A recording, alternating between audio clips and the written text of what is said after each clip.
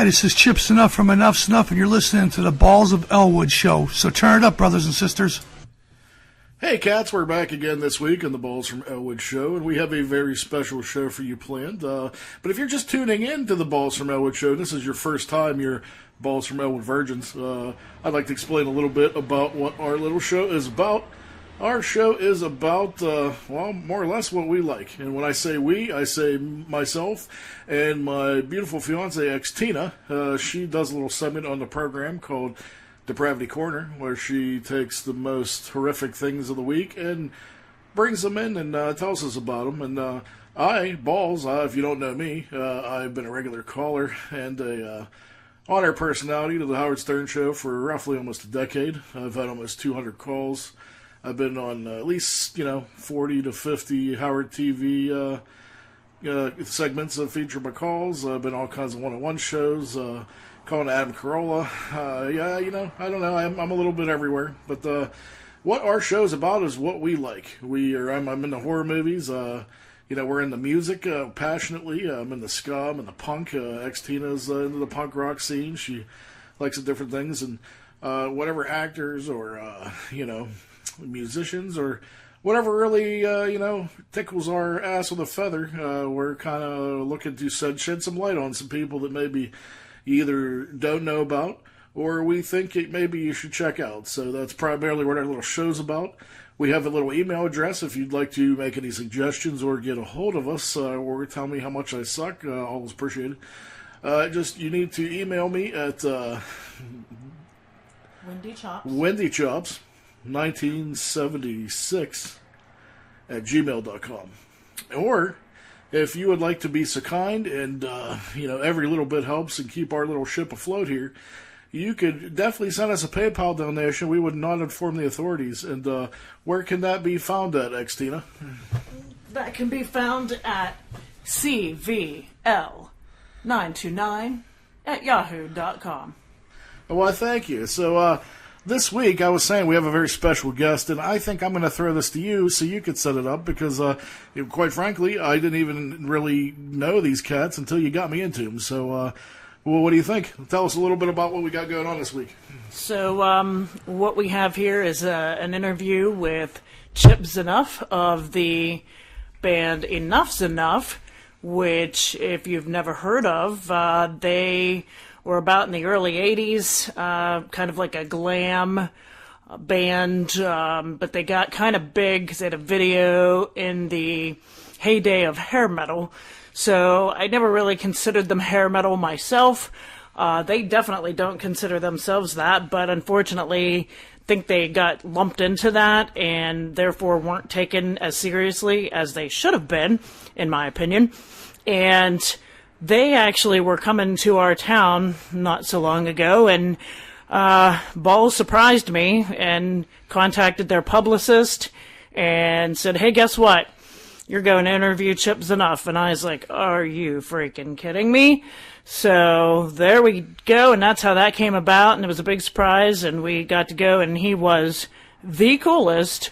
He's played with, they've opened for Ace Frehley over the years. They've played with, he had another side project with Steven Adler, formerly of Guns N' Roses. He's kind of like been in the music scene for many, many years, decades, and so he knows a lot of people. And although this isn't the original lineup of Enuff Z'Nuff, I gotta say, they were absolutely incredible. I think through his networking of the people that he did meet over the years, he did a wonderful job. His brother used to be in the band, Donnie V, and they went their separate ways with Donnie's blessing. And I tell you what, these guys that he found are just incredible, including, funny enough, their drummer, super young dude, happens to be the son of one of the guys from ZZ Top. Thought that was pretty hilarious. But yeah, these guys are stellar. They put on a stellar set. If they come to your town, you've got to go. It's just, you wouldn't believe how incredible. So anyway, we'll probably play a snippet of a couple things we got to experience there. And so enjoy the interview with Chip. There you have it, folks. Like XTina said, they kind of went under my radar. And I tell you what, I cannot tell you if they come to your town. I can't think of a way to spend the night that is any funner, man. They're just 110% energy, high octane. And I tell you what, I really, really love the show. So you should check out their new album, which I'm going to play a cut from later on. And as XTina said, we're going to play you some songs we got to hear live that was really cool. So check out the interview, and we'll see you after the break. Hey now, cats, we're back this week with the Balls from Ellwood show. And this week we have a very special guest. We have with us Enuff Z'Nuff from Enuff Z'Nuff, and XTina is going to lead the interview, and she's going to start. Would you like to take over here? Yeah, let me give you a little introduction here for those of you who don't know. Enuff Z'Nuff was one of 13-year-old XTina's very favorite bands. I used to rock out with my mother in the car to Enuff Z'Nuff. Mom couldn't get enough of them. And so here we are. It's an honor here to sit here and chat with Chip. So, Chip, say hi to the folks here. Good morning, good afternoon, good evening to all you lovely people that are listening to this great radio show. Oh, well, thank you. So tell us, you guys have been around for, gosh, probably 30-some years now, huh? I have been. You have been? Yeah, I put Enuff Z'Nuff some together. variations, right? I put the band together back in 1984, and we played through Chicago mostly, a lot of some Midwest stuff outside, Indianapolis, Milwaukee. Just played any gig we could find, opening off for most bands that you look up to right now and go, wow, these guys, I can't believe they got a chance to share the stage with Cheap Trick or with BTO or Guess Who or a lot of those older bands that were terrific groups that have timeless songs. And through years of struggling through the clubs, playing for nothing, we eventually got discovered by Doc McGee, who is a manager of Kiss. Motley Crue. He used to manage Scorpions and Skid Row and a bunch of those groups. And he was nice enough to take us over to Atco Atlantic Records with a guy named Derek Showman, who was a former lead singer of a band called Gentle Giant. And he had his own imprint, and he signed Cinderella and Bon Jovi. And he signed Enuff Z'Nuff along with Pantera, AC/DC, Bad Company, the list goes on. He's a brilliant man, and he gave us our start in the business, and I can't thank him enough. And here we are now, after all these years, still chasing the carrot. Yeah, that's amazing. That's pretty incredible. Now, I mean, when you guys first came out, you were clearly, it was the heyday of the hair metal scene, and therefore you were kind of thrown into that. But I always sort of felt like it was almost like a detriment to you because your music is so different than other, I don't even honestly consider you guys a hair metal band because, I don't know, I feel like your lyrics and your songs were far more meaningful than a lot of those, that were just silly fun party songs and whatnot. Like, do you ever feel like maybe you kind of got ripped off coming out in that heyday, or what are your thoughts? My thoughts are there was no hair metal when I came out. It was glam, and it was glitter rock and classic rock and hard rock and heavy metal. Those are pretty much the territory and the umbrella that we were under at that time. My grandpa used to always say, who cares what you call us just as long as you call us, and I'll take that as a nice sign because we've stayed working all these years. But we're a band that's hard to categorize. When we first came out, we're really a pop band at the end of the day. If you're an aficionado and you listen to music and you know about music, you'll say, well, these guys are very melodic and colorful. And I think our music, for the most part, was really hard to put underneath one umbrella. I think we carry elements of pop along with metal and classic rock and glam and glitter rock and all those. Listen, when we first came out, Pantera had more makeup and lipstick than we did. Oh my gosh, are you serious? Yeah, That's but hilarious. Those guys, they were I remember smart enough that to get out of it, and they switched over. A lot of groups did. A lot of bands came out real colorful and flamboyant, and then when they seen the change of the guard, they were able to switch off really quickly and get out of it. We, on the other hand, we said we're going to stay the way we are. And when we shot our first video, I remember I was hanging with Charlie Fleischer, the voice of Roger Rabbit, in Los Angeles, a very good friend of mine. And he came out to the video shoot, and he didn't even recognize us. He's like, hey, you guys got all this lipstick and makeup on. And we said, well, we got Paul Starr, makeup artist that's fixing us up, and he works with Van Halen and Cinderella and all the big bands, and Motley Crue at the time. And he was making sure that we looked really colorful for the videos, so that when MTV seen them, they would look at us and say, well, hey, you know what, this is really something that would fit our network. And so when we did those videos, we weren't sure exactly what we were going to wear because we had no money. We just got a record deal, and the label gave us a $2,000 budget and said, go buy some clothes. So we went to this warehouse with tons of clothes, that used clothes, and we bought a bunch of things that we could afford, the 4 band members. And I had a leather jacket on. I could switch it 2 ways, where it was reversible, and then and we were so chiseled back then too, so we could wear no shirts and no clothes. Nice. And we shot those videos, and MTV embraced them beyond belief, and said, you know, this is something our network really hasn't dealt with before. We're going to play the videos, and if we came out with jeans and T-shirts, maybe we'd be like you two right now. I don't know. Yeah, that's what I always wondered, and I always felt like maybe maybe MTV wouldn't have played us. Well, and said, this you know is what, true. we're going to pass on it because these videos are very exciting. Yeah, exactly. They're not what we're looking for. We want something that's a little more flashy. So I don't have a rear view mirror in my car, but I will say that if I had to look back in hindsight, I'm grateful that we came out that way. People still know us, and here I am 30 years later, I'm talking to you, so I did something right. Exactly. And management would never said anything about when Doc McGee started managing the band. We did a photo shoot in Chicago with this guy named Tony Diodorio, a very famous guy who did a lot of models and a lot of these magazines that had nothing to do with rock and roll. And for some reason, on the video shoot, on the photo shoot, he had motorcycles in the hotel room. It was a dilapidated motel room in Chicago, Illinois. And he had Jack Daniels laying around and Playboy books and penthouses and real R-rated. And that's evidently he thought that would be the great image for Enuff Z'Nuff. And we spent $15,000 on that video shoot. And then we took it back to our label and took it back to Doc McGee. And Doc says, this is not the image that you guys want right now. I heard the songs. It doesn't fit what you're trying to do. I think maybe you should try something a little different. He pointed to Donnie's arm, and there was a peace sign on it. And he goes, that's what you should go with. He goes, because the peace sign looks cool and it means good things. And we instantly changed everything that day because of Doc McGee. And we were happy with that, too, because we knew if we came out and people seen us look so colorful and flamboyant and glam that they might turn away, because at the time it was Motley Crue and Metallica and Guns N' Roses, and that whole trip we didn't fit into that stuff. And we thought, well, we need to do something that's going to help us slip through the cracks there. So we went with the peace sign, where you buy the album in the store, you don't see faces and smoke machines or anything. It's more about the music.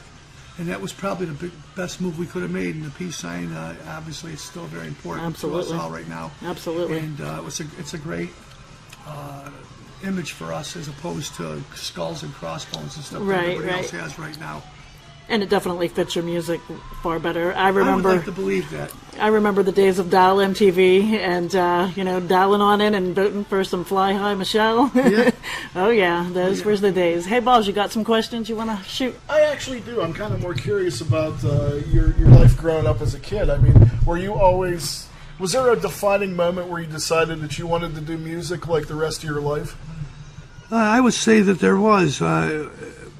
When I first started playing music, I was a baseball player too, and I went to Brother Rice High School. I was a Catholic boy, and I got a scholarship to go to college, and I wasn't sure if I was going to go to college or if I was just going to play baseball. And my grandfather, his name's Sigmund Rabarski, he was a baseball player for the Chicago White Sox in the 30s, and he was the last ambidextrous ball player. And he had a friend down there, a guy named Benny Centura, and Benny was good friends with Bill Veeck, who ran the White Sox organization, and they wanted me to try out for their team. So they had tryouts in Chicago at McKinley Park, and I was maybe 15 or 16 years old. I went down there, and I tried out for Kansas City Royals, Milwaukee Brewers, Cincinnati Reds, Chicago White Sox. A bunch of major league teams were there, and I just didn't throw the ball fast enough. I had great control, and I was good for my age, but evidently they were looking for guys that throwing 90 miles an hour, and I wasn't. And I was very disillusioned after that, because I thought I was good enough to play, because I could hit, I could run fast. I was a really good ball player, not to sound immodest. But I didn't make the team, And after tryout to tryout, it just didn't seem like that was the way I was going to go. And I used to watch Don Kirshner's rock concert with my father at nighttime, and who was the other guy? Wolfman Jack. And I'd say, Dad, can I stay up and watch? Tonight Alice Cooper's going to be on, or Queen's going to be on. They'd let me stay up late at night. My mom and Dad were really supportive of what I was going to try to do. And I think maybe that was the turn for me, where I seen that and I go, maybe I should write songs. Maybe it's more important than throwing a curveball or a slider or a forkball. So after I graduated from Brother Rice High School, I was sitting in the parking lot of a McDonald's or a Burger King or one of those kind of joints, and I just decided I'm moving. And I went home that night and told my mom and my father that I'm moving. I'm going to go to Los Angeles and live with my aunt and play in a band. And of course, they were upset that I was going to move. But my dad handed me $250, which is a lot of money back in 1979, and said, "Here's, son, if you need any more, just call me and let me know." Wow. And I had a lot of history with my family in the early days, because I worked with my father at U.S. Steel. And Oh, wow. It was My grandpa actually. it was a really big place. Wow. Really tough to get into. Because of my father and my grandfather, I was able to get in there and work. And here I am at 16 years old, making $500 a week. Wow. Working construction and working in the foundry and working at the railroad. It was a very dangerous job, by the way. But I just didn't. I knew that wasn't what I wanted to do. So when I came home that night, I told him I'm moving, and I grabbed $250 off my grandfather, my father, I should say, and jumped in the car and drove all the way to Los Angeles and moved in with my Aunt Evelyn and put a band together called Degeneration. That started everything for me. Right away, I had a fun manager, a guy named Bill Norvis, who worked with Peter Marshall and Joan Worley on Hollywood Squares. Oh my gosh. And we paid him $200 a week, and he managed the band. And before you know it, I was living at the guy who ran the Las Vegas Mirror newspaper, which is the big newspaper out there. And my singer and my guitar player were dating their daughters, so it was perfect, very convenient for us. And I moved into the house right there, and that's what started everything off. I started doing shows, opening for the Grateful Dead and Boss Gags, and at 17 years old, I was, in 1980, I was doing really well. And that band imploded, of course, because of, like any other band, the average life expectancy is a couple years. Yeah. And I ended up coming back to my mother and father's house in Chicago, and found a band and decided I'm going to put together Enuff Z'Nuff. Awesome. And me, along with my brother and my stepbrother, Donnie V, we put together the band, and it took us about 8 or 9 years before we actually got discovered. So we really worked hard, playing a lot of shows, open up for any band that we could, playing every single club there was, and no one really cared about original bands back then. It was more about cover bands, almost like today. Yeah. But eventually, with trial and error and a lot of hard work and perseverance, we got a break. That's awesome. That is awesome. Speaking of Donnie, I understand he went separate ways from Enuff Z'Nuff and kind of doing a solo stuff. I mean, are there hard feelings there? Are you guys still cool? I don't want to say there's hard feelings, because that would be a shortcut to thinking, because we had an illustrious career together. Right. We really don't talk a lot. I will say I just heard his solo record, and it's absolutely fabulous. Guy's singing his ass up. He's one of the quintessential singers of my generation, and I hope that one day that people recognize that, not because I'm in the band and I co-wrote those songs and sang on along with him, but because he's really a terrific songwriter and a great singer. I agree. And he has his own timbre. And it was quite a challenge when I took over the job, but it was under his tutelage that I started this again. After years and years of him, coming back, quitting. Eventually, in 2013, he said he was disillusioned by the business and he had some health issues, and it was maybe in his best interest to get out of it for a little while. And he's the one who said, if you're going to move on with Enuff Z'Nuff, you should sing the songs, because at least if you get in the middle, people are going to know it's Enuff Z'Nuff. Right. So, yeah, I was glad that it was you and not some random person. So I'm really happy about that. I give him credit for giving me the confidence to want to get up there and do it. And of course, I sat down with my family before I took the job, because I wasn't sure what I was going to do. Because listen, I can play. I don't want to sound immodest, but there's not a band I can't play in. Right. And I thought, well, maybe I'll go back to Steven Adler and we'll play, put together Adler's Appetite again, or maybe I'll join Dale Bozzio's band Missing Persons, because I played with her for years. Mm-hmm. There's a lot of different options out there. Or maybe I'll just produce records. I could do that too and write songs for other people. Mm-hmm. But I still felt there was gas in the tank of Enuff Z'Nuff. And when I took over the lead vocals about 2 months into it, I got a phone call from Derek Shulman, the guy who originally had discovered Enuff Z'Nuff, and he says, I'm working with Frontiers Records, and I'd love to do a record with you. Oh, that's awesome. And we sent him a record. It was an album, basically. It was a bunch of material that was never released before. And so it was still fresh and new in my eyes and in the audience eyes, even though the songs were older. And we gave him that record, and the record did very well for us. It's called Clown's Lounge. We put a couple new songs on there as well, but it's more of an archival record than anything else. And that record did so well. And then when I came back home, and I was doing a rock and roll fantasy camp in Los Angeles, and Paul Stanley from Kiss says, "Hey Chip, how would you like to open for Kiss on 4 shows on the Kiss cruise?" And I said, "I'd be honored to do that." He goes, "Well, I asked you last year, and you guys said no." And I don't recall him asking me anything about that. But when Paul Stanley asks for a favor, you certainly You're sort of obliged. yeah, and I wanted to give him that.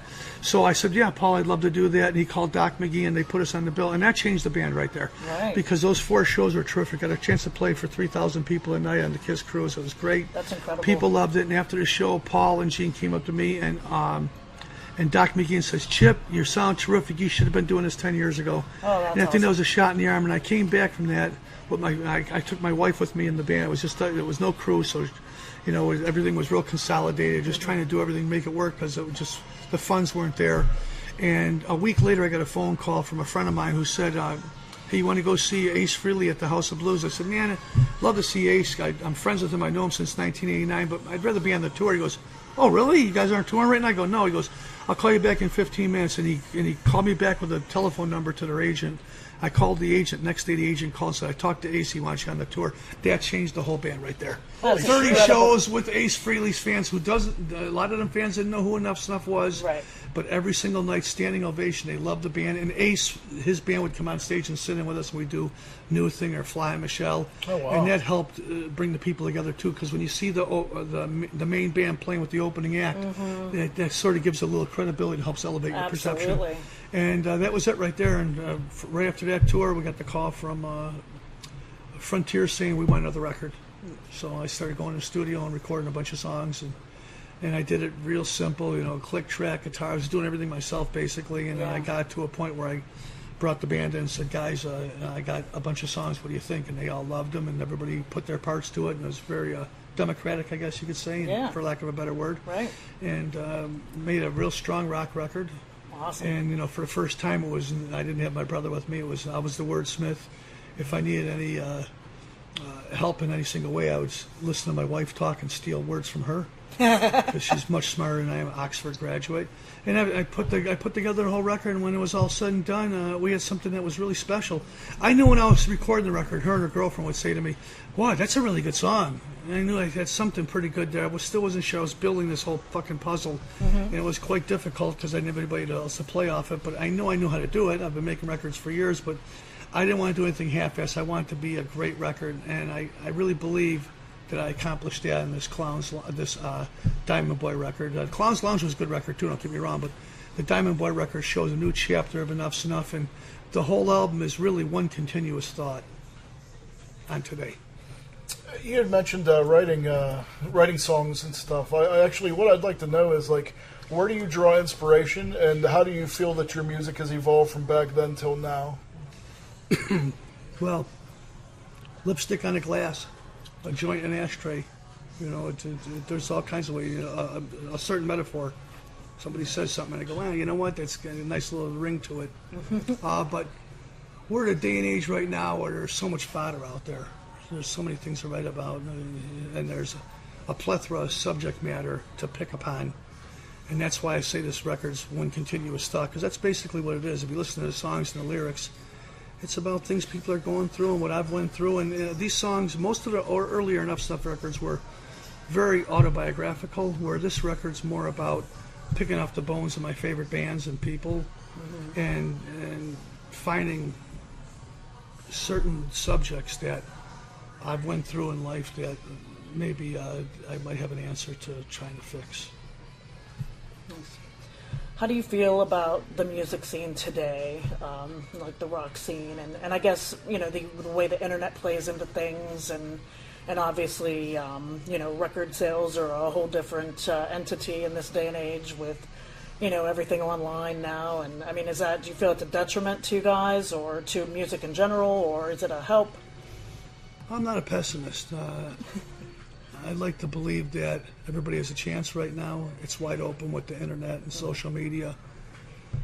It's definitely, we've definitely taken a step back of how the business used to be, where people would go out and it was exciting to go buy a record and buy the album and open it up and look at the lyrics. Yeah, it's sort of sad. I miss for those us, days because it was such an intimate experience for me growing absolutely, up. and get all like your buddies you said, together. where you would have you'd have the lyrics, you'd have your album, you'd have the art, and I would lay there as a kid and I would look at all these things and I would read all these things, and I don't feel like people have that anymore, which is such a deeply a personal experience. There are a lot of people like us three, okay, that are out there. There's people listening right now. They go, yeah, I still listen to records and CDs, so it's out there. It's not as prevalent as it was in the early days.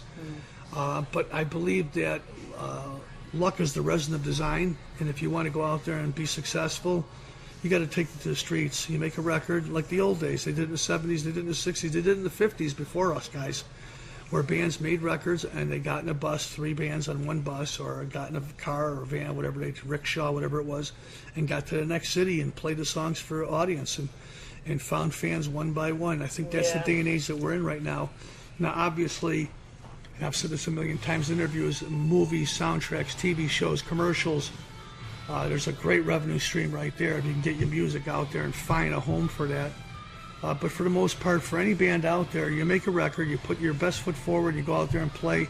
And my last bit of advice to anybody out there that's doing this is be kind, because kindness costs nothing, and with it you can give so much. Absolutely, that's great advice. Yeah, with that, I had to laugh because when I think of Enuff Z'Nuff, I picture my first 2 albums. They are absolutely on cassette tape.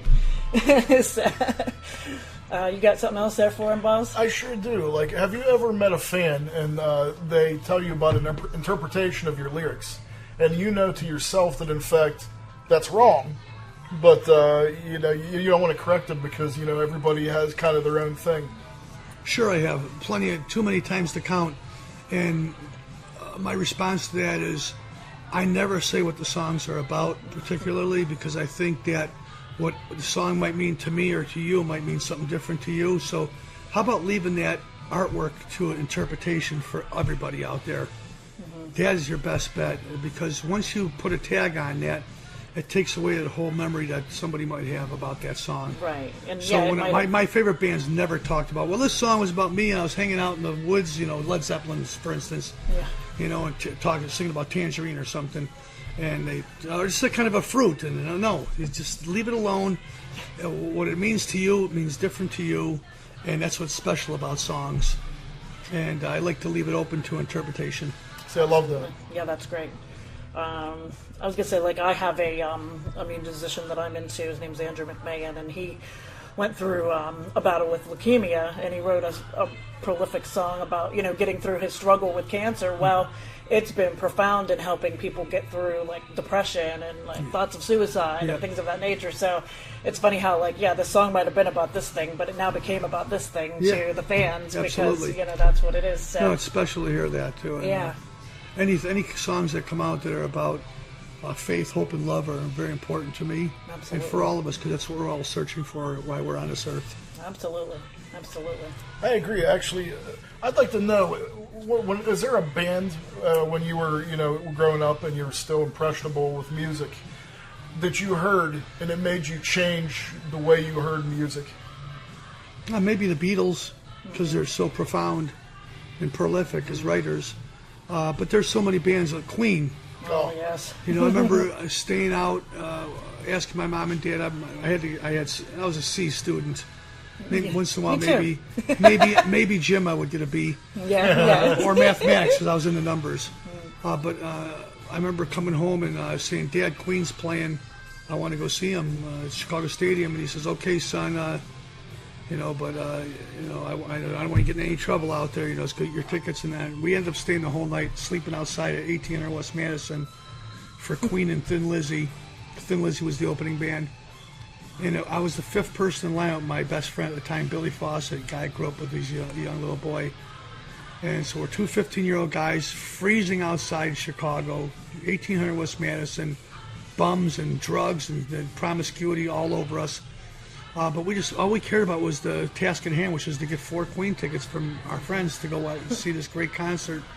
And it was $5.50 to see Queen. Isn't that incredible? Yeah, and we got there. It was 5 people in line. By the end of the night, there was 1,500 people for sure in that line.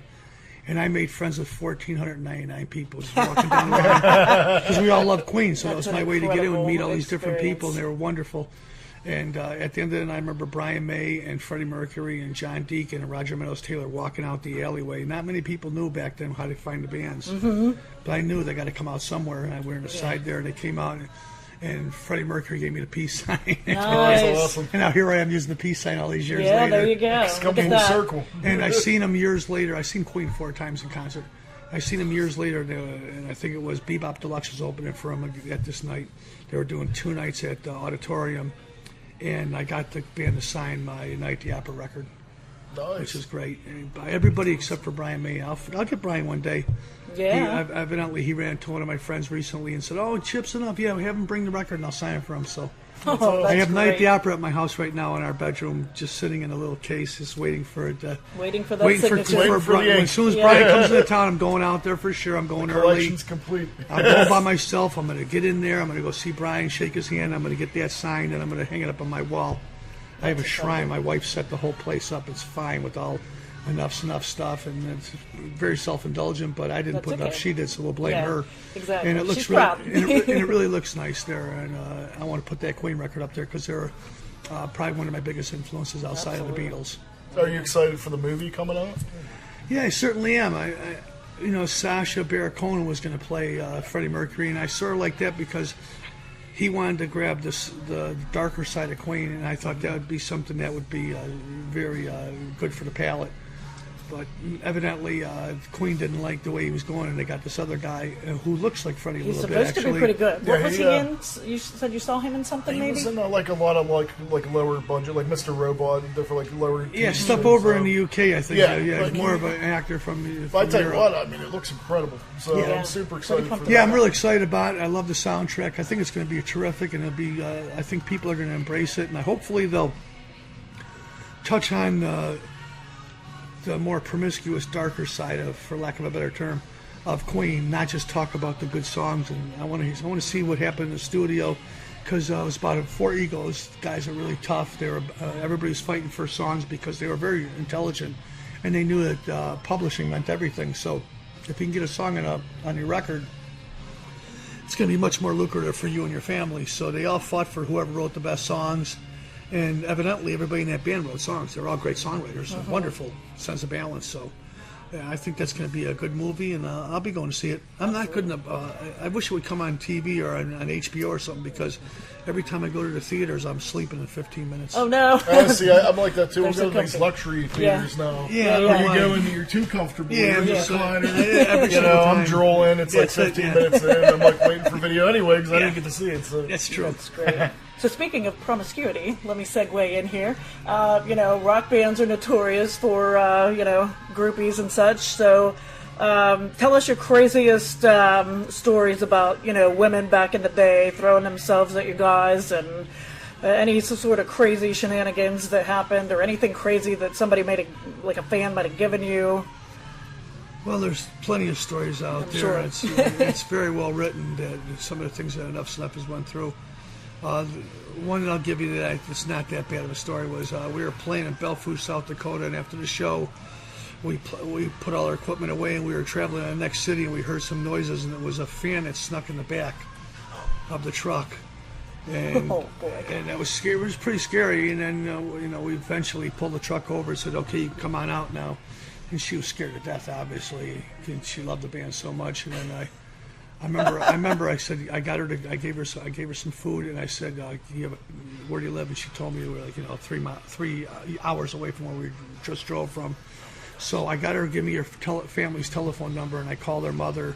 and told her where she's at, and then I bought her food and I gave her $20, and then I said goodbye. Oh, wow. But that was pretty scary because if that happened nowadays with the Me Too movement, it would probably Yeah, right. be You'd be all in the very news. good for us. And We'd be you'd be in blaming you trouble. for stuff you didn't But do. my mother and father brought me up well, and I'm not disrespectful, and I'm certainly not an angel either, okay? But Yeah. I know how families are, and I have a sister myself, and I just treat her like I would want somebody to treat my sister, so. Absolutely. And it worked out. As far as the promiscuous stories outside of that, I would leave those alone. It's like Led Zeppelin talking about the fish and the girl, fish stories.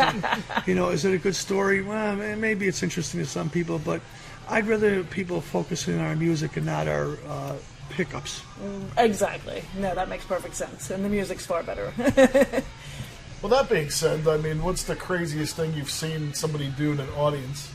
Like, not so much promiscuity, but like, have you ever seen like something crazy break out, or like what's the most bizarre thing you've seen? We're a peace sign band, so there's not that much trouble at our shows. However, there have been fights in the past, and I immediately stopped the concert. Oh, you're that guy. I do remember in Milwaukee playing a big place in Milwaukee, and a fan running up on stage and jumping off and hurt himself real bad. The sea parted, and he landed and hurt himself bad.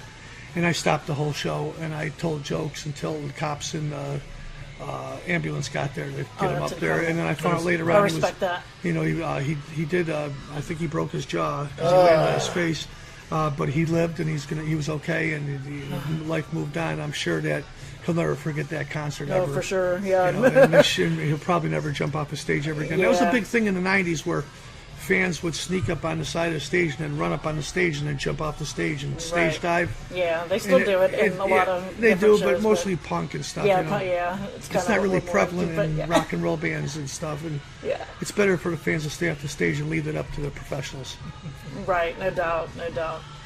In your opinion, what's the best and worst part about being in a band? Well, the best part of being in a band is being able to write songs and that people can listen to and sing along to and turn their friends on to. And that's very special. You write, the song comes from somewhere. John Lennon says it best, all the great songs have already been written. It's up to us as musicians to find them and bring them down to you.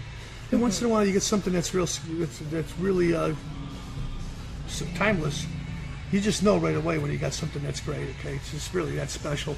The worst moments are what I've had to go through for the last 30-something years, which is leaving my friends and my family behind to go out and pursue a career that's very self-indulgent. And it's sad.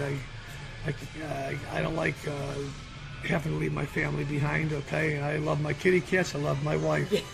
And I'm not ashamed of that whatsoever.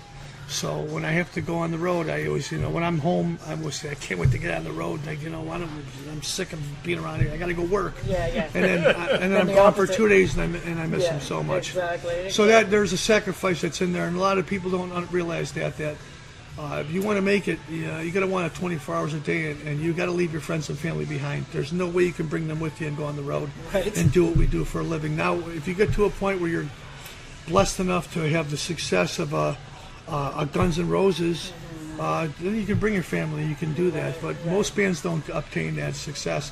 Most bands don't get to where I'm at right now, okay, where we've sold a couple of gold records, and I've gotten a chance to tour with some of the biggest bands in the world.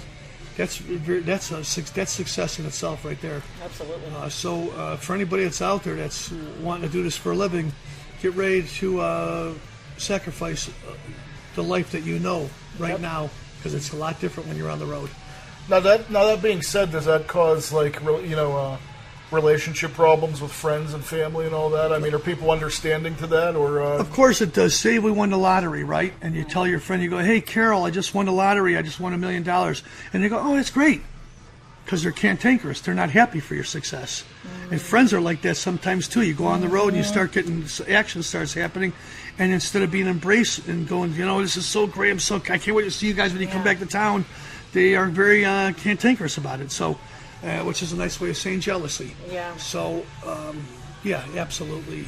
There's a lot of things you find out about once you do have some success there. Yeah, who your true friends are. And who's your real circle. Absolutely. Yeah, it's sad. I actually sang in a in a pop punk band for about 6 years myself, and it's funny just even being in the local level, you'd see who your friends were that would come out and support you, and who swore they would and didn't give you a lot of lip service, and Yeah, and then when you do see some success, you'll see the great friends that come out yeah, there. And suddenly they're your best friend. You can just see on their smiles on their faces and how they give you a hug if they're the true McCoy. Yeah, and they really love what you're doing. They're so happy for you. Mm-hmm. And listen, a lot of times when you go out there on the road, you're going to lose those friends forever. Okay, one thing you don't lose is your family. Yeah. Family always stays close to each other no matter what. And my family's been wonderful to me, and I think that's why I've turned out the way I have, because I've had a wonderful mother and father who really looked out for me and supported me through the years. And you only get one mom and one dad, so right. make the most of it, folks. That's right. It's so refreshing to hear, a rock star to say that, because normally they have this, checkered past and this Horrible and that. childhoods and Horrible yeah. childhood. It's so nice to hear somebody so well adjusted and that actually has no problem, displaying love for their friends and family and loved ones. I love that. I love that. It makes me connect with you guys. I love that 100%. Thank you. But that being said, has there been any bands that you've ever played with that you had a hard time getting along with? Grandma used to say, if you don't got nothing good to say, don't say anything at all. So, we've all had our run-ins with different bands. For the most part, the bands that I've toured with, and there's been 50 of them out there, big bands, okay, from Cheap Trick to Def Leppard. I've loved them all. They're wonderful, and they've turned out to be great friends of mine still to this day. It's hugs and kisses when we see each other. And for the ones that I don't see eye to eye with, I just try to be nice all the time and get through it. That's the best thing to do. For me to sling mud right now, I live in a glass house, so it's better off not saying anything. No doubt. Just leave that alone. And I wish everyone well. How's that? Absolutely. That's the best way to go in life. That's good. Yep. But it is nice when you do form those bonds with people, and when you see them, you give the hugs and kisses. It's everything. And It's just inspirational. that's what life's about, I see a guy like Steven Tyler, and he goes, "Man, that new record's great, bro. Keep it up. Let's get up on the road. Let's do some shows." And that is such a shot in the arm. It's just a wonderful feeling that you hold on to that forever, because that's somebody in my life that has been very inspirational. Absolutely. So that's to incredible. get their thought, to get their words, nice words, and their approval is everything to me. It's more than money. Okay, it really is. Oh, absolutely. You have something you'd like to wrap it up with there, Balls? Yeah, I got a couple more, and then we can wrap it up. But I actually have this. What's the strangest thing a fan has ever requested of you? To move in with them, and they'll take care of me and support me the rest of my life. Nice. And you didn't take them up on this? No, I didn't. I'm still in love with my wife. Wow. That's a good thing. That was way beyond. That was great. Oh my gosh, that's hilarious.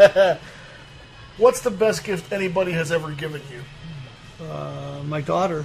Aww. My daughter. Perfect answer. Yeah, And how old is your daughter? And she's older than my wife. She's now, my daughter's 32, my wife is 30. So, Oh, wow, look at you. yeah, so no one's perfect. No, not at all. Hey, there's nothing wrong with that, man. Love is love, right? And in closing, I thank you so much again. I just wanted to thank you for being our guest. I feel this was incredible. But what I'd like to ask you is, what can we look forward to the future of the band? What do you have in mind? Well, that's the one thing about being a rock band or a pop band, whatever you want, a musical act. I can't predict the future, because if I could, then what fun would that be? It's all about the road and traveling and chasing the next thing that's going to happen in your life, and that's the exciting part of it. So I will tell you this much: I'm going to give 100% every time I go out there and sing and play, and I appreciate our fans, and I hope every one of them lives to be 100 years old. That is awesome, man. It's a pleasure to talk to you. Can you tell us all the places where we can see you and hear your music? Absolutely. You can check out Live Nations, and they'll have all the dates on there for this Live Nation tour that I'm on with Jack Russell's Great White and the Bullet Boys, and Eddie Trunk is hosting us on select dates around the country. Or you can check out EnuffZ'Nuff.com, EnuffZ'Nuff.com. Twitter, Facebook, Instagram, we're on all of this stuff. And last but not least, we're with Frontiers Records. You want to get our album, you can get them on Spotify, Rhapsody, Tidal, all the different websites that are around the country that support music. And if you really want to meet the band and get a physical record, come to the shows, see Enuff Z'Nuff live in concert. You can get our records at the shows because that's the new wave of the future for bands. And you can't go in a record store and get an autograph, but you can come out to a concert and we'll sign your CD, we'll sign your book, whatever you want.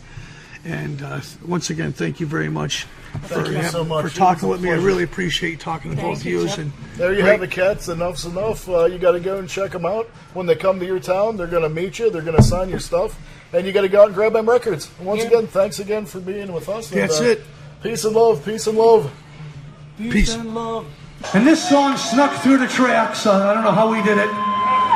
Doc McGee was our manager who managed Kiss back then, and somehow we got this song played on the radio. A smash hit! And everyone in here, I want to sing along with me. This one's called Fly High Michelle. Fly High Michelle. Fly High Michelle.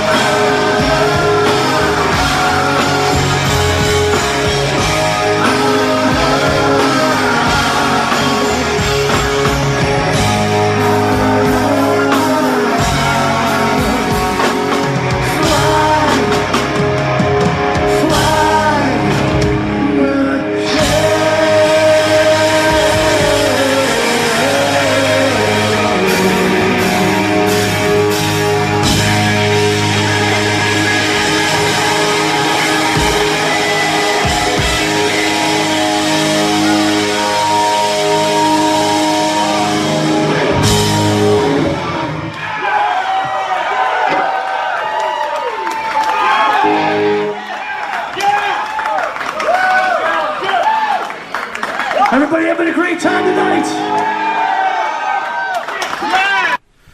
Hey, we're back, cats. It's your favorite time of the show this week. You know her. You love her. You've been waiting all week for more depravity, and, well, goddamn it, XTina's going to give it to you. XTina, what do you got to say this week? Well, what don't I have to say would be a shorter list. We've got a doozy here for you. And not so much in the way of the murder itself, although it is quite a doozy. But I'm not going to focus so much on that part as I am going to focus on the aftermath of the murders. So, what happened here? This is an old case, but there was a recent podcast done on this and just blew my mind. The guys from True Crime Garage did this, and it's their most recent one, and it's about this young couple, and this happened in the 80s. About this young couple, Annette and Todd, and they were like 18, 19 years old, frolicking around in their little town in love and happy and whatever, and you know, they were pretty much good kids, and I guess they were actually engaged to be married. So they disappeared one day, and nobody knew what the heck happened to them, and they weren't really the type to run away from anything, so people got worried, and, you know, they did a missing people list, and all that stuff. So it's a lazy Sunday, guys. Excuse my yawning here. So, you know, they found them. Well, I shouldn't say they found them. Some fishermen found body parts one day while fishing, as it often seems to happen. I'm glad I'm not a fisherman, man. I wouldn't want to be. I swear, these fishermen find more dead people than anybody known to man. Joggers. Well, yeah. Joggers, too. Don't jog and don't fish. So they found not just a body, but they found a torso, okay? And then another, like, a leg showed up. And then, like, the next week a head showed up. And so all these random body parts are turning up, like, weeks after these two went missing. And sure enough, you know, they did their process and identification, and it was the two missing teens. And they clearly were murdered. Well, the rumor around town was that her stepdad, he was like new to town. I guess her mom and him weren't married all that long or whatever, and he was an outsider. And you have to realize this is like one of those super tiny small towns. Like, I think it was like maybe 1,000 or 2,000 people lived there, very small. So everybody knew everybody, and when anybody new came to town, the place was like not real happy about it. So I think like the town had it out for this guy to begin with, and they said there were rumors around town that her stepdad, Dale Johnston is his name, Dale Johnston, that he was like molesting her and stuff, and that he was jealous of their relationship, so he did it, he murdered them. And they had a couple people that supposedly saw them getting into a car with him, which I don't know. I mean, I don't know if the cops or anybody paid people off to say this or what, but like they had it out for this guy, and they just kept questioning him. And even though he said he didn't do it, obviously you're going to say that if you're a molester even, but the wife didn't believe it. And but then they interviewed the girl's sister, and even she was like, no, I mean, I would know, there's no way, he wouldn't have done that, there's just no way. So, like, you have the mom, the dad, or the stepdad, rather, and then them saying, no, you know, he didn't do this, but the only one who could truly prove that he didn't do it was the stepdaughter herself, and she's dead. So, unfortunately, because of the small town mentality here, everybody just, including, I mean, mostly the police, they barely wanted to even look for any other evidence. They just really wanted to pin this on this Dale guy for sure. And, you know, they did question some other people, and there were definitely some other tips that had come in. But, you know, from what I understand, they sort of like turned a blind eye to a lot of it because they were too focused on like getting this Dale guy for something. So anytime, any kind of evidence they could possibly find to like put him at the crime scene, they sure took. And, you know, I don't even know, they hardly had any every piece of evidence they had was circumstantial. They had no hard evidence. They had no DNA at that time. This was like 82, 84. They had a boot print, maybe. That was about it, I think, was the only evidence, really, that they had. And they somehow were able to arrest the guy. And instead of having a jury, because I guess they figured this might be more fair, because this was like big news in this small town, and they figured he wouldn't get a fair trial with a jury, so they did this. And I don't know if they still do this, I've never heard of it, but they did a 3-judge panel. And so they had a 3-judge panel in lieu of a jury, and they found this man guilty and sentenced him to death by electric chair. So this was, again, back in 1984. Now, the interesting thing is, so here's this man, he goes to jail, still swears he's innocent, and really there's not any hard proof that he isn't, but there's not any hard proof that he is. So he's stuck now. He's sentenced to death.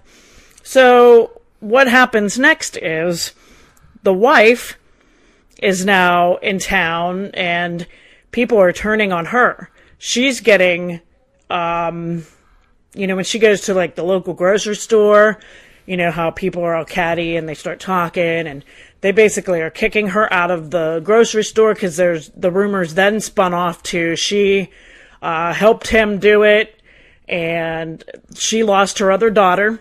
Her other daughter, who was, I think, maybe 15 at the time, got placed in foster care. So she was taken away from her because of the stepdad going to jail, placed in foster care. So she lost her daughter to death, lost the other daughter to foster care. This woman now is being ostracized in her town because everybody thinks that she might have had a hand in it or knew something about it. So not only can she not mourn the death of her daughter and loses the other one she has, everywhere she goes, they're like talking smack or like giving her a hard time or all this craziness. And her insurance company, her auto insurance company, called her and told her they can't, they don't want her money anymore. They're canceling her insurance just because of who she was and that she was associated with this supposed murder. Well, it was a real murder, but So, I mean, this just blows my mind. So naturally, what do you think happened? I mean, this woman's losing her mind. She's losing her ever-loving mind, and she is, like, going to therapy, like, twice a week. I don't know, a lot. She's going to a lot of therapy, trying to get through all this. And, I mean, she moves away. I don't know how far away, but I don't think she went that far. And her husband, how sweet is he? He tells her, he's like, look, I'm in here. I'm going to die in here. I'm giving you a divorce. You're not going to say no. 'Cause she was standing by his side the whole time. She was by his side. And he's like, you're getting a divorce. I'm granting you this divorce so you can change your name back so you're not associated with me. You can start fresh. You can start a new life. I'm going to be in here. You deserve better. Move on from me. I thought that was really respectable. And so she, goes on. She's having like all these crazy thoughts. She buys all these guns. She's thinking of in her mind, she's like plotting to kill something like 20 some people that are all involved in her daughter's, this conspiracy to get her husband, arrested, like the cops and the lawyers in town and the DA and the sheriffs and, all the people who had a hand in putting her husband behind jail. She's ready to murder them because she feels she's at her wit's end, and what does she have to lose at this point? She's lost everything. So she expressed this to her therapist, who then had her committed, because, I think she really would have done it. And, who could blame her in a way? She, I can't even imagine that headspace she had to be in. So she gets committed to a mental hospital, which thank goodness she did. And she got, the proper treatment that she needed and, apparently went on with her life. And the other happy part about it is the younger daughter, the only daughter she had left, who got shuffled through the foster system for a few years, as soon as she turned 18, ran back to her mom, and they were reunited. So another thank God moment. So meanwhile, all this is going on. I don't know how often it is in prison that the prisoners get appealed. I don't know if it's every year. Probably every year. It's every year. Yeah, I think it's once a year. So through several appeals and different processes, this man served 7 years on death row. And at one point, finally, in 1990, after 7 years on death row, he was exonerated. He was found that he was definitely innocent. There was never enough proof to have sentenced him.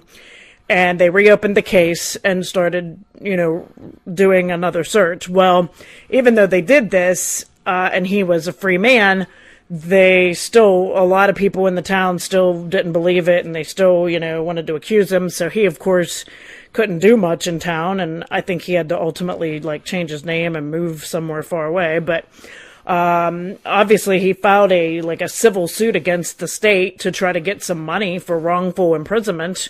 I mean, and you should. And the sad thing is, this is 2018. So it's been what is that, 28 years or 30 years? This man has still not seen a dime from the state for them imprisoning him for 7 years on death row. He has not seen a dime. It was approved at one point, and then it got denied by some higher court or something. How ridiculous is this to put a man? He's now 84 years old. He's done several interviews.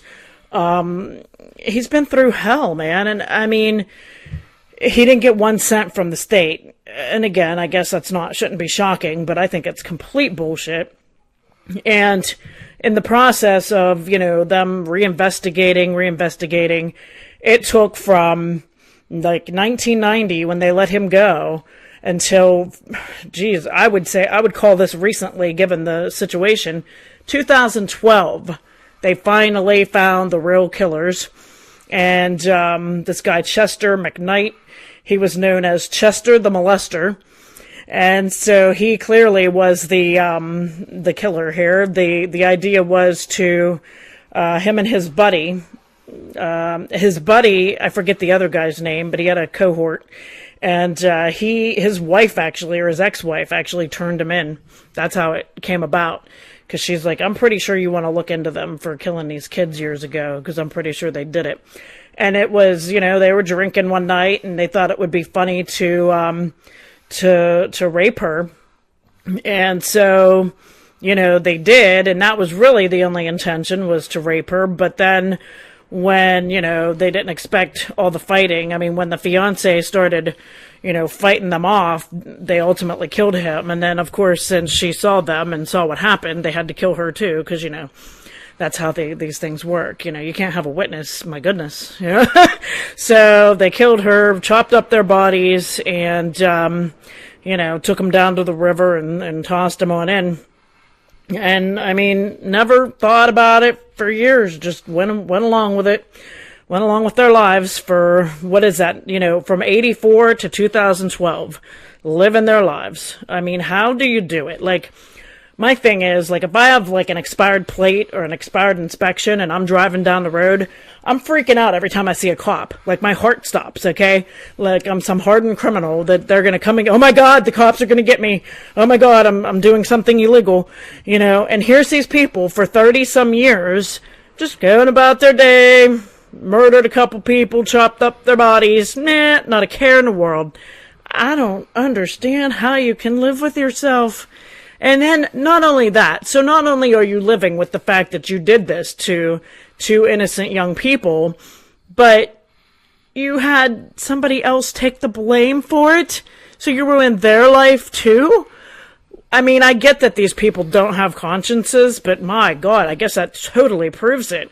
It just blows my mind that people are just that, without any sort of inner conscience. It blows my mind. And then how screwed up, again, we talk about this all the time, I feel like a broken record, but how screwed up is the justice system? And I mean, damn well those cops arrested that original guy just so they could have the case closed and be done and move on.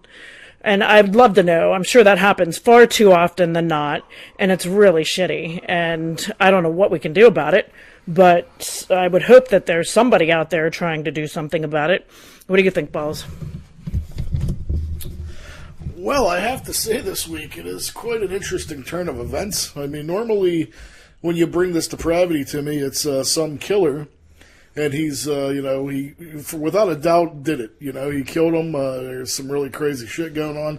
This is an interesting twist. I'm actually super into this one for the simple fact that the guy didn't do it. It's amazing to me, and I mean, it's no surprise to me that he went through our system and ended up getting doing 7 years for something he didn't commit. Because like I've seen how it works.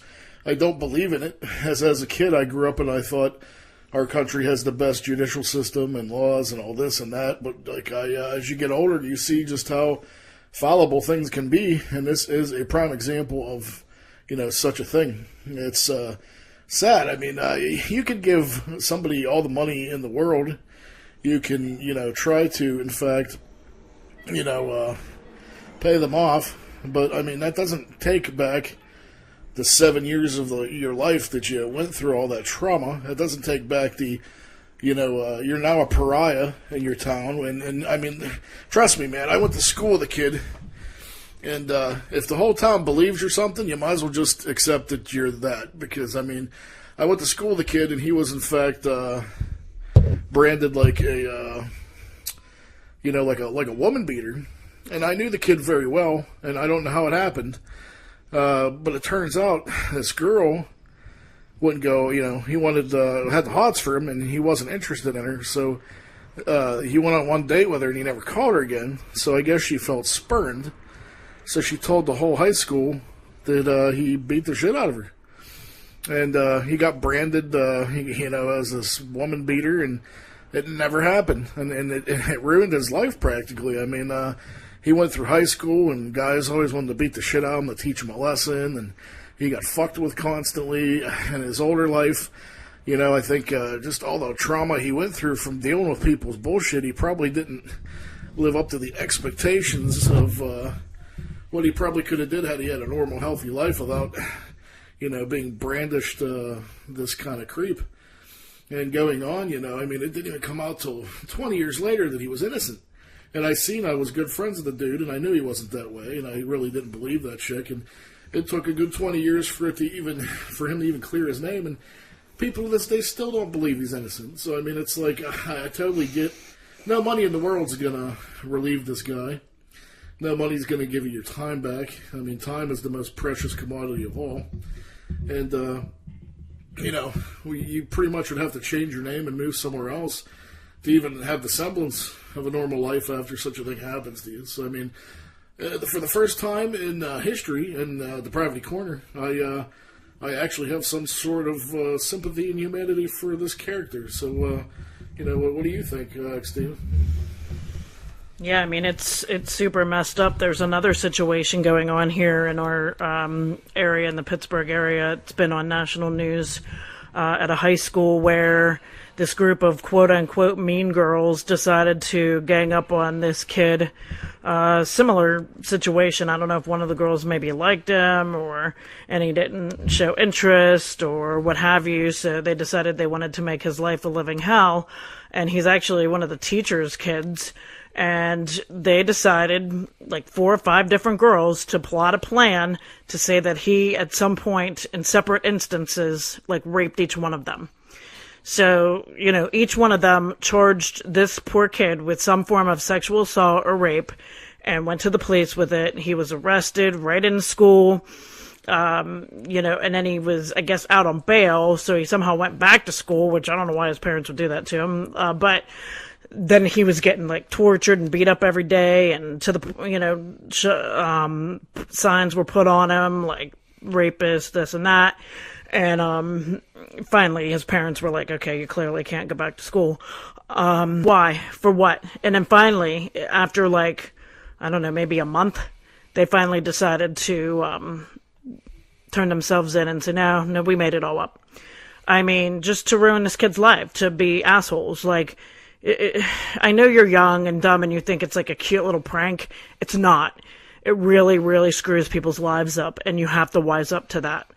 I mean, it's just not cool. It's not cool at all. Now, if there's someone who tries to kill you and beat you and, like, it's legit and you want to make up a story about them, go ahead. I'm all for it. But, okay, maybe not. Let's not lie. Let's just tell the truth. Because, honestly, if you lie and make shit up, then no wonder, I mean, the cops aren't going to take stuff seriously, and that's probably, like, a good 30% of their day is a bunch of bullshit that they have to sift through.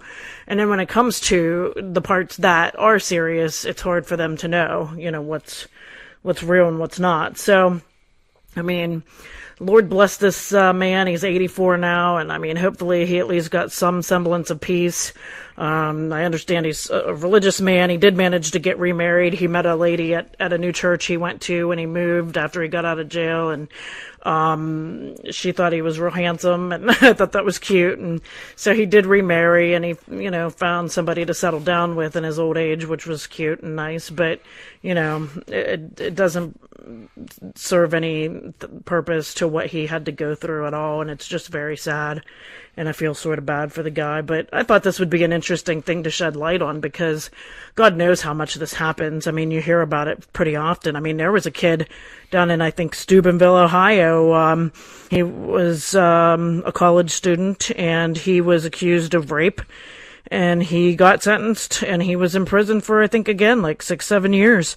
And then finally the girl, I don't know if she admitted it or somehow they found out by appealing that he definitely didn't do it, and he was exonerated.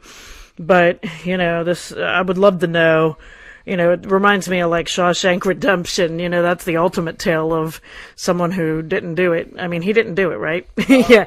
And he spent, his friggin' life in prison for something he didn't do. I mean, it's mind blowing. Totally sad.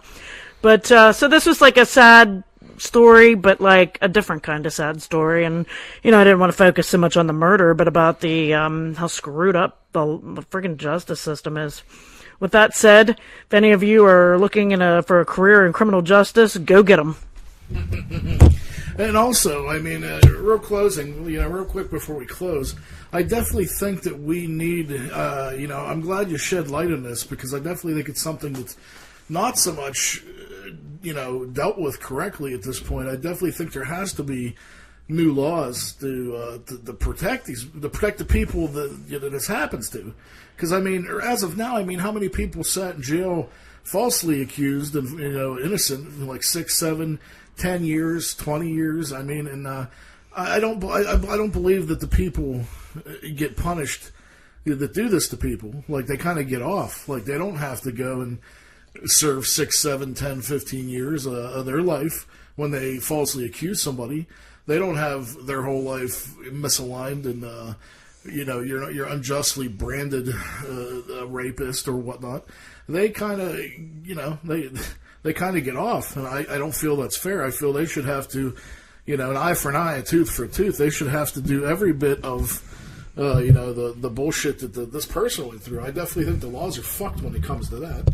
I agree, and I think in this day and age of the Me Too stuff, and they're looking at this side of things too, I believe, and I think, and I'm hoping that this case here in Pennsylvania might have, start shedding some light on that situation, and start with punishments for, those who create stuff like this. Yeah, so we can only hope and pray that things get better, I guess. Huh? And not only that, like that fucking, like people that make up or use rape as a scenario, or in fact, like, falsely accuse people of it, they're cheapening, like, they're cheapening the value of the word, man. Like, how would you like to be somebody that was legitimately raped? And then some fucknut goes and, like, falsely accuses you, or not you, but like somebody, or somebody one of your loved ones or your friends, and puts them through all this anguish, and then they put on this big act, that they were raped, and they put on the fucking, the Oscar performance. I mean, how would that make somebody that legitimately went through that feel? Like, that's disgusting to somebody that isn't raped. I mean, somebody who was really raped, like, that's, they're probably, like, wow, like, how could you even make this up? Like, if you went through this, like, you'd have to be fucked in the head to even make up something that's terrible, But I mean, like I said in closing, I think we definitely need better regulations and laws to combat. Hopefully this draws a a reflective light on it, and something can be done. So I mean, once again, you knocked it out of the park, but in a different way this week, XTina. I super enjoyed that one. So we'll be looking forward to some more depravity next week. Until then, this is Balls, and this is XTina. Peace and love, cats. See you next week. And one more thing before I let you cats go. Don't forget to tune in next Sunday to Balls' Spooky Halloween Special. There's going to be all kinds of good things. I'm going to have spooky interviews with some spooky people. I'm going to play some spooky tunes. And I'm going to have my full-fledged and detailed review of the new Halloween. So that's something you're not going to want to miss, cats. Tune in. And I'm going to leave you this week with a little Enuff Z'Nuff. We were actually able to witness them doing a really badass cover of one of my favorites, David Bowie, Dream Genie. And I thought it was pretty cool, man, so check it out. Hope you like it. And I will see you cats next week. Don't miss the spooky Balls from Ellwood Halloween special. Woo! See you next week, cats. Peace and love.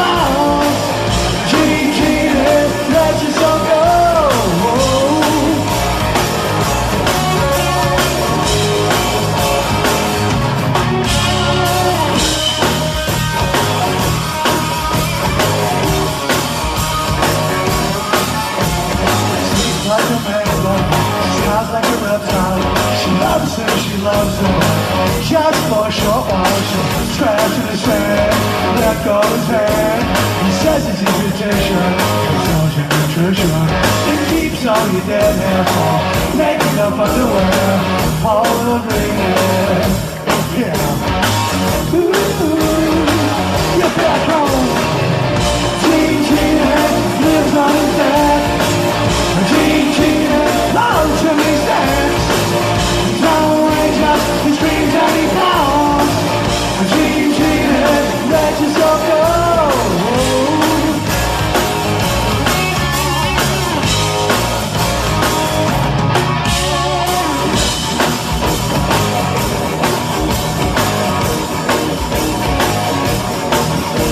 He's so simple-minded, he can't drop his marshal. He bites on an aeon, he sleeps in a capsule. He loves to be alive. He loves to be alive. Ooh,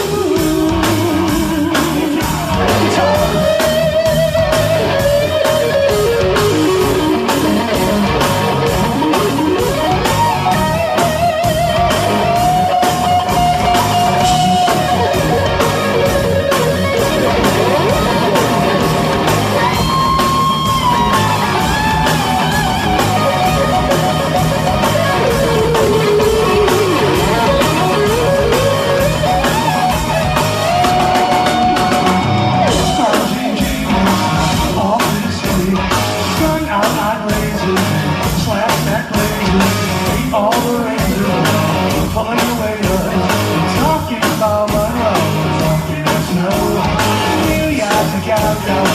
Everything tastes nice, all the